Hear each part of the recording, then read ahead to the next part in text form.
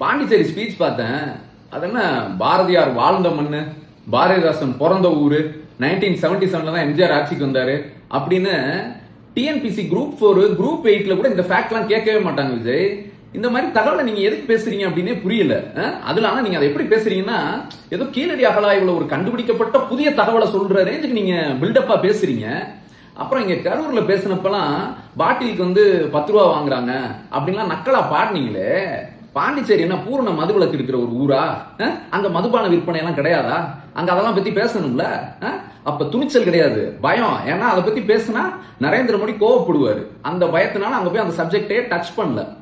இந்த லட்சணத்துல பேசுறப்ப நான் பாண்டிச்சேரிக்கு மட்டும் இல்ல, தமிழ்நாட்டுக்கு மட்டும் இல்ல, பாண்டிச்சேரி மக்களுக்கான உரிமைகளுக்கும் குரல் கொடுப்பேன் அப்படின்னு.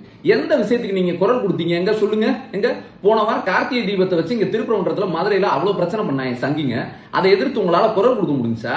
இல்ல மதுரைக்கு வந்து மெட்ரோ தரமாட்டேன், கோயம்புத்தூருக்கு மெட்ரோ ட்ரெயின் திட்டம் தரமாட்டேன் நரேந்திர மோடி சொன்னாரு. அதை எதிர்த்து குரல் கொடுக்க முடிஞ்சா? தமிழ்நாட்டோட உரிமை சார்ந்த பிரச்சனைகளுக்கு உங்களால குரல் கொடுக்க முடியுமா? உங்களை பார்க்க வந்து 40 பேர் செத்து போன அன்னைக்கே நீங்க அதை பார்த்து பயந்து ஓடின ஒரு ஆளு நீங்க எல்லாம் குரல் கொடுத்துருவீங்களா விஜய்? இதெல்லாம் ரொம்ப காமெடியா இருந்துச்சு நீங்க பேசுறது. அப்புறம் வந்து பாத்தீங்கன்னா அவர் யாரு, ரங்கசாமி காலில் சாஷ்டாங்கமா விழுந்துட்டீங்களே, பாதுகாப்பு கொடுத்ததுக்கு உங்களுக்கு ரொம்ப நன்றி அப்படின்னு சொல்லி. அதாவது புதுவை ரங்கசாமி எல்லாம் நம்ம ஊர் வாசனை விட டம்மி பீஸ். அப்ப அந்த ஆளுக்கே அவ்வளவு பயந்து பேசிட்டு இருக்கீங்க பாருங்க. அதுல இன்னொன்னு என்ன சொல்றீங்க, 16 தீர்மானங்களுக்கு ஒப்புதல் கொடுக்கல அப்படின்னு சொன்னீங்க.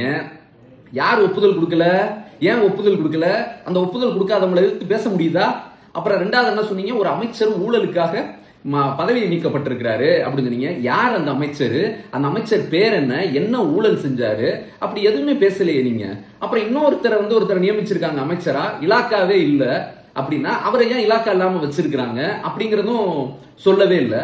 அப்புறம் நிதி பகிர்வு அது வந்து பாண்டிச்சேரி கொடுக்கவே இல்லை அப்படின்னு, அதுக்கு யார் காரணம்? இப்படி எதுக்குமே யார் காரணம், யார் ஊழல் செஞ்சா அப்படின்னு எதுவுமே பேச முடியல. ஏன் பேச முடியலன்னா, நரேந்திர மோடிக்கு டைரக்ட் கண்ட்ரோல்ல அந்த ஆட்சி நடந்துட்டு இருக்கு. அதை பேசுனா நரேந்திர மோடி கோவப்படுவார். அப்ப இவ்வளவு பயத்தை வச்சுட்டு எதுக்கு வந்து உங்களுக்கு இவ்வளவு பெரிய வீராப்பு பேச்சு? ஆனா இது எல்லாத்தையும் சொல்லி முடிச்சுட்டு கடைசியில பார்க்கிங் இல்ல, பாப்கார்ன் இல்ல, இதுக்கெல்லாம் காரணம் திமுக அப்படின்ற. இதெல்லாம் ரொம்ப சப்பையா இருந்துச்சு. நீங்க பேசுறத பார்க்கும்போது எப்படி தெரியுமா இருந்துச்சு, அருணாச்சலம் படத்துல ரஜினி செந்தில வேஷம் கட்டி கூட்டு வந்து செந்தில் பிரச்சாரம் பேசுவார் தெரியுமா, எனக்கு வேணா தமிழ் தான் என் மூச்சு, தமிழ் தான் என் வாட்சு, அதனால எனக்கு ஓட்டு போடுங்க அப்படின்ற மாதிரி ஒரு காமெடியா. அந்த அளவுக்கு கேவலமா இருந்துச்சு விஜய். அமித்ஷாக்கு இவ்வளவு பயந்து உங்க கட்சியை அடமான வச்சு கூட்டணிக்கு போகக்கூடிய ஒரு நிலையில் இருக்கீங்க. அதனால உங்களுடைய ரசிகர்கள் கூட உங்களுடைய இந்த பேச்சை ரசிச்சிருக்க மாட்டாங்க விஜய். நன்றி.